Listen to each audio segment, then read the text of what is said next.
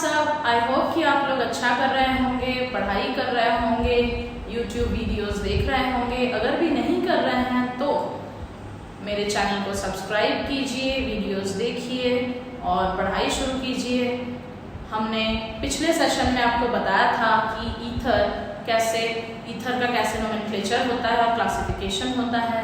तो आज हम करने वाले हैं ईथर का प्रिपरेशन, जिसमें कि हम कवर करने वाले हैं कैसे ईथर बनता है, what are the methods of preparation. इसमें दो मेथड्स आते हैं, जो कि है एक preparation of ether from alcohol, जिसमें कि हम देखेंगे कि अल्कोहल से कैसे ईथर बनता है, कौन सा मैकेनिज्म यूज होता है, और दूसरा है विलियमसन सिंथेसिस, जिसमें कि किस तरह से ईथर बनता है। हम आपको ये सब आज बताने वाले हैं।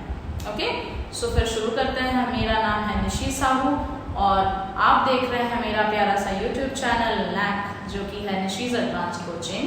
तो चलिए फिर शुरू करते हैं आज का session with preparation of ethers. तो शुरू करते हैं ईथर का प्रिपरेशन।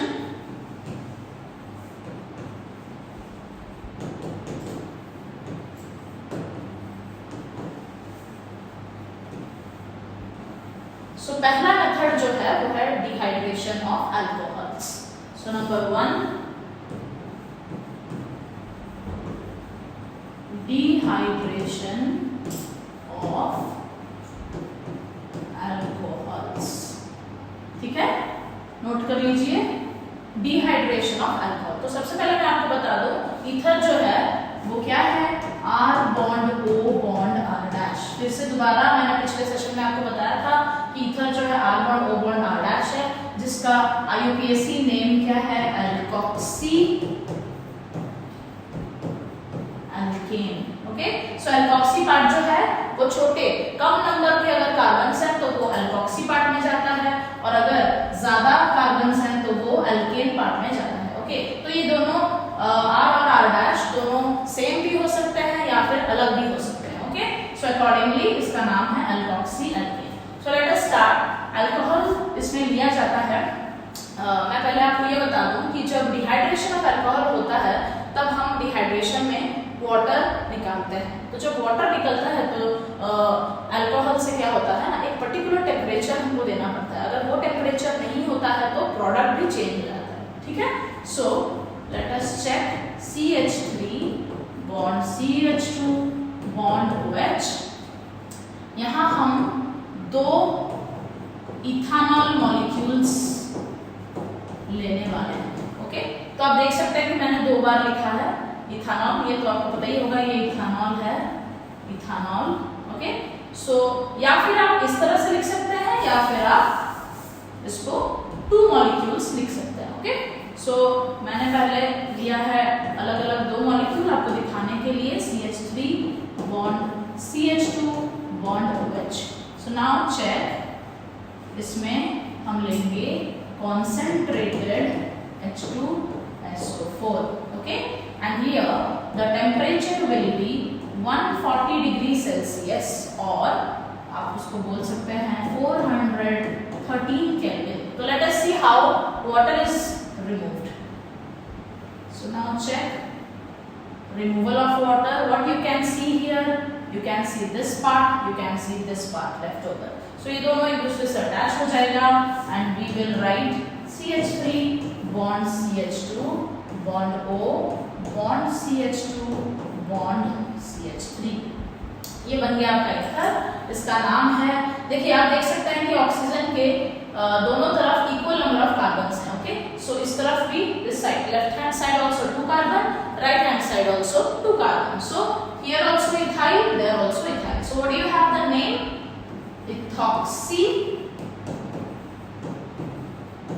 इथेन या फिर diethyl ether. Okay, so ethoxy ethane हो गया आपका IUPAC नेम और डाइइथाइल ईथर हो गया आपका जनरल नेम या फिर कॉमन नेम। ओके, सो ये बन गया आपका ईथर।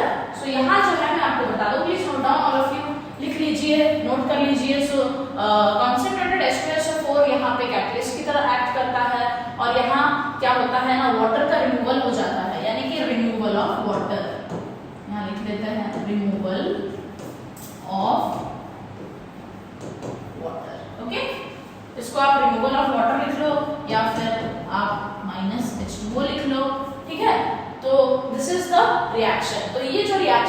कंप्लीटली टेम्परेचर डिपेंडेंट है। अगर आप यहाँ टेम्परेचर बदल देते हो या फिर यहाँ टेम्परेचर चेंज हो जाता है तो उसी के हिसाब से प्रोडक्ट जो है that also gets changed. Okay, so let us see कि जब हम टेम्परेचर चेंज करते हैं so what is the impact of temperature on the reaction. Okay, so let us see the second reaction. Note down all of you, please note down. ठीक है, तो second reaction जो है इसका अल्कोहल से ही करेंगे बट टेम्परेचर चेंज करेंगे। Okay, तो CH3 bond CH2 bond OH, दोबारा कॉन्सेंट्रेटेड H2SO4 लिया और ये आप देख रहे हैं कि हमने लिया इथेनॉल और इथेनॉल के साथ मैंने लिया कॉन्सेंट्रेटेड H2SO4 जो कि कैटलिस्ट की तरह एक्ट करता है। So this acts as catalyst. So the temperature here is 170 degree Celsius जो कि होता है 443 Kelvin. Okay, so now you can see the product gets changed, that is CH2 double bond CH2 और ये बन गया आपका ethene. Okay, so let us see कि how this mechanism has formed. Okay, so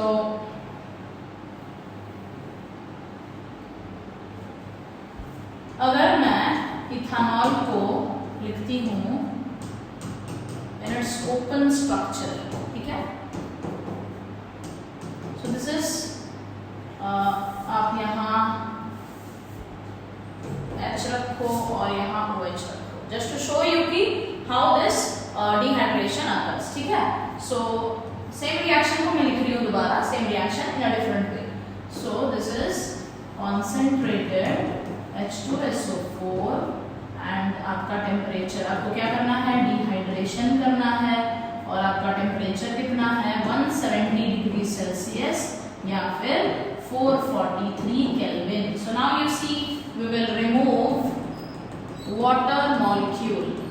Okay, so here the water molecule gets removed and it is replaced with a double bond C, जैसे H था वैसे रहेगा and you get ethene। Okay, so ये इसका reaction है। देखिए जो पहले मैंने लिखा था ये रिएक्शन, उसको मैंने इस तरीके से लिखा है, मैंने ओपन स्ट्रक्चर बनाया है जहाँ पे कि you can see here the structure, I have condensed the structure and I have shown you how you have got ethene, but here I have the open structure, so where you can see how water molecule किस तरह से निकाला गया है और हमको ethene मिलता है। so all of you note down। देखिए मैंने ये हटा दिया, ये वाटर मॉलिक्यूल को एक साथ ले लो आप लोग, so it is removed and we get ethene। okay, so ये जो रिएक्शन है this is completely temperature dependent। Temperature के हिसाब से जो है प्रोडक्ट चेंज हो जाता है, the temperature completely it affects the product। so यहाँ पे आप लिख सकते हो कि this reaction is completely temperature dependent। Okay, so ये दो हो गया डिहाइड्रेशन प्रोसेस। तो आप देख सकते हैं कि डिहाइड्रेशन प्रोसेस में पहले हमने आपको बताया कि किस तरीके से डिहाइड्रेशन प्रोसेस में पहले अल्कोहल से डिहाइड्रेशन के बाद हमें मिलता है इथॉक्सीथेन। और मैं आपको एक और चीज बता दूं कि ये जो है सिर्फ इथेनॉल का स्पेशल रिएक्शन है। So it is a special reaction of ethanol, लिख लो आप लोग, special reaction for ethanol. Okay, so जो कि ये रिएक्शन जो है वो बदल जाते हैं when there is more number of carbon, जैसे कि प्रोपानॉल हो गया, बुटानॉल हो गया, like this. Okay, so this is very important reaction, all of you note down. यहाँ पे टेम्परेचर काफी इंपॉर्टेंट है जैसे कि मैंने आपको बताया, एंड ये पहला हो गया जिससे कि हमको मिल गया टेम्परेचर। अगर हमने 140 रखा, सॉरी